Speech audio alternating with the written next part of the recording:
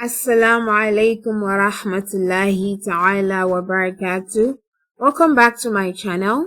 So today we're going to be doing the last episode of the series, and this series is basically how to apply product rule to trigonometric functions. This is the 15th question, basically the 15th episode, and yay! So you can see our question is cosecant x multiplied by cotangent x, and we're asked to find the derivative of this particular function.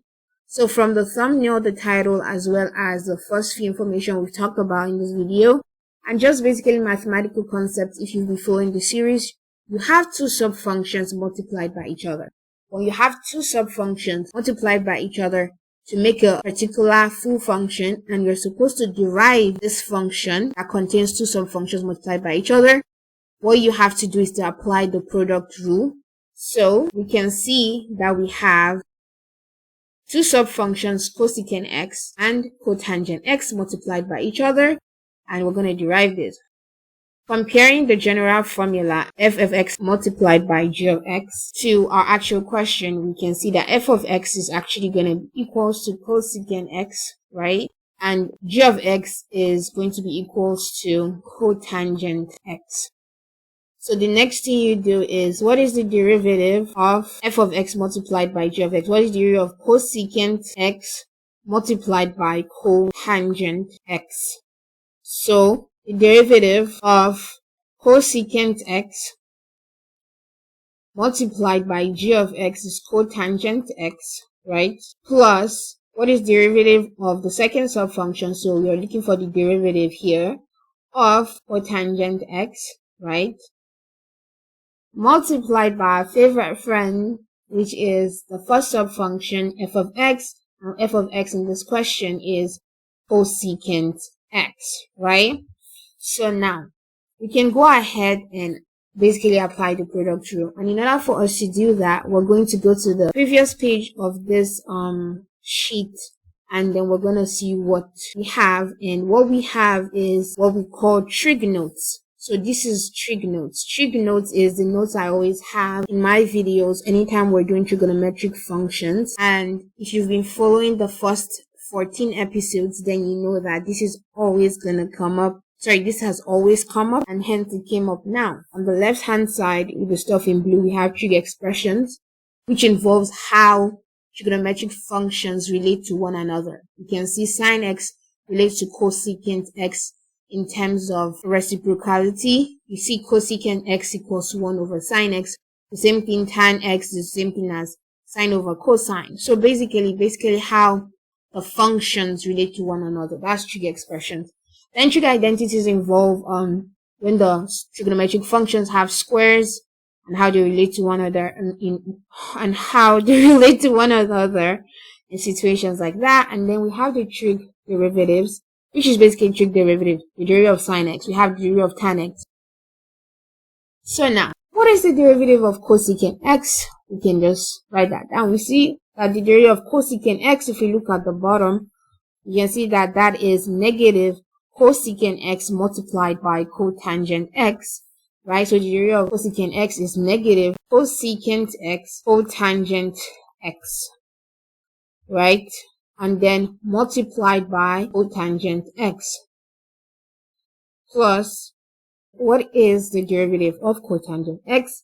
We see that the derivative of cotangent x is the same thing as negative cosecant squared x, right? So we have that here to be negative cosecant squared of x.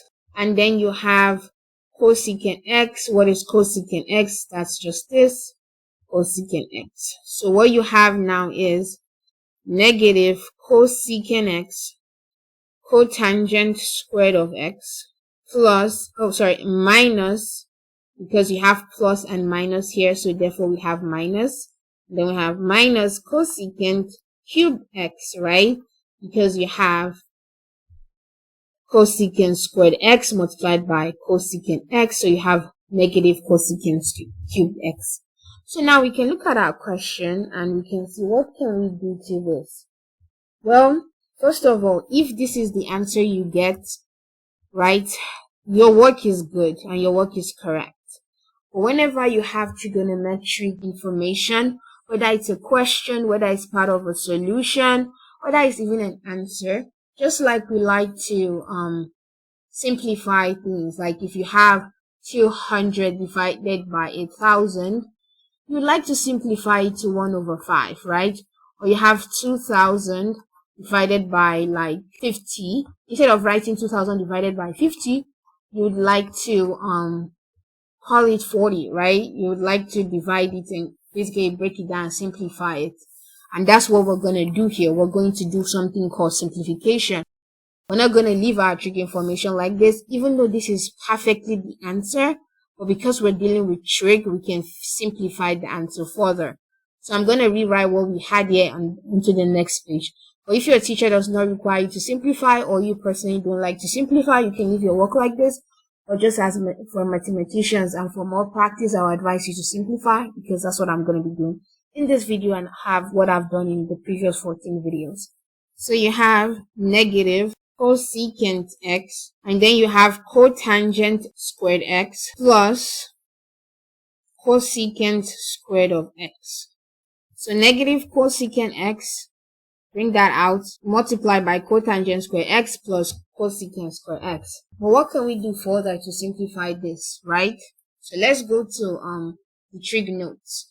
Well, from the trig notes, since our information here has squares, it's only smart that you look at the part of the trig notes that have squares, right?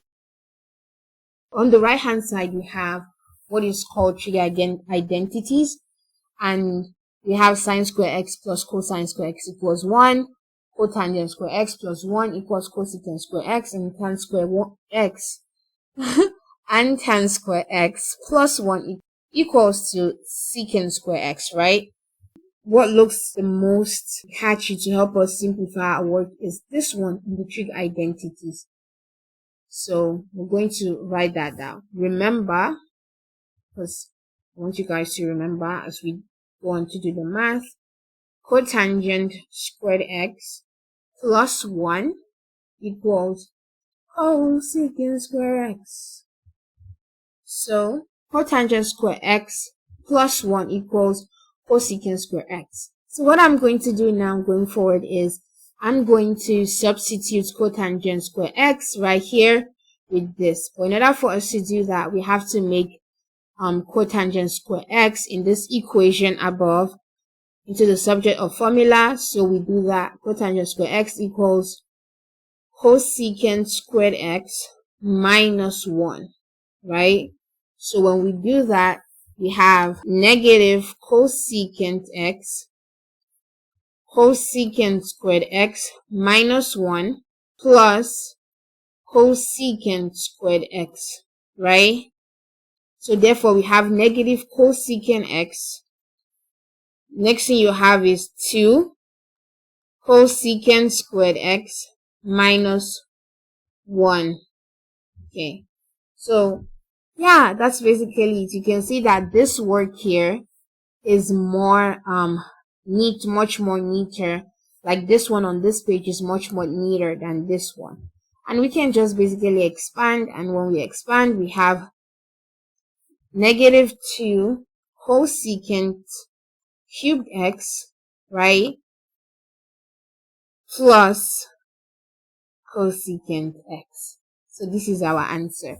In my opinion, this one right here is much neater. Like this answer here is much more neater than what is on the previous page. So therefore we can happily solve this with trig, because we can happily simplify this trig function because it's much neater. I mean, these are two sub-functions that are even different from each other. But when you have something like this, it's more direct, and I personally, from what I can see, it's simplified, much more simplified. But if you decide to do it this way and go with the less simplified version of trig, the more direct info answer you get when you apply product rule, that's fine. If you want to do it this way, that's fine as well. I would advise you to do this way because it strengthens your ability to simplify problems as well as simplify parts of a problem or the solution in a problem. So that's basically the end of the video. Just before we are done, let me actually introduce this concept to you guys. So normally in majority of my videos, like you guys who've followed the first 14 episodes of the series, you notice I always have a shortcut method, which involves me simplifying a function before I derive it. So say we have cosecant x, right, multiplied by cotangent x. Normally what I would do is to simplify this information, right, and then apply the product rule. But that's the thing here. You have cosecant x is the same thing as what? Cosecant x is the same thing as 1 over sine x. And cotangent x is the same thing as cosine x over sine x. You guys can go to your trig notes and observe it. So let me just take you there. So this is it, right? You can see cosecant is the same thing as 1 over sine, and cotangent is the same thing as cosine over sine, right? So let's try and simplify. We end up with cosine of x over sine squared of x, right? We have that, and looking at this work, this looks like it's gonna be more taxing to differentiate. So therefore we don't have a more simplified version of we don't have a much simplified version of our function. So therefore, doing the derivative of the initial question that we're given, this one is actually easier than trying to do this one over here. But if we had tan x, right, and cotangent x, and we had to do the derivative of this, and we had to apply the product rule to this. Well, if we don't have time and we're working in like an exam where we have to do multiple choice, we don't even have to show the work in product rule.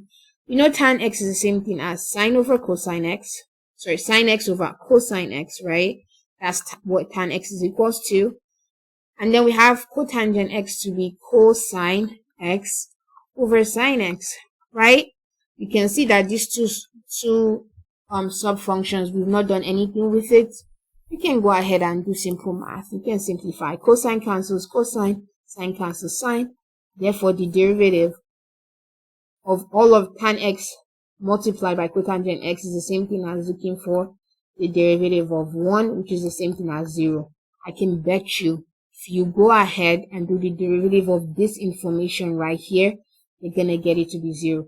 And the truth is, I've actually already solved this in a previous video from one of the 14 previous videos on the series. I'm not exactly sure what number, but there are other things like this, like at least 8 to 9 of my videos that I did, I have worked on showing you guys shortcut method. Unfortunately, shortcut method cannot work here. We can simplify the function and then derive, because it's just going to make our function more complicated. So that's just what I wanted you guys to have information on. So if this is your first video, make sure you try watching other videos. This is going to be the last of this series.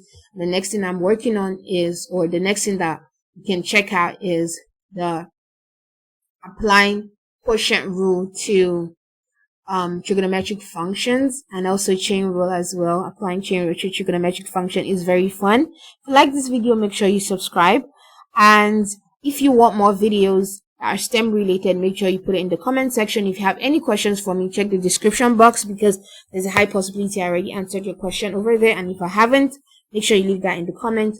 Please like the video, subscribe, and yeah, watch more content on my channel. Take good care of yourself, and assalamu alaikum wa rahmatullahi ta'ala wa barakatuh.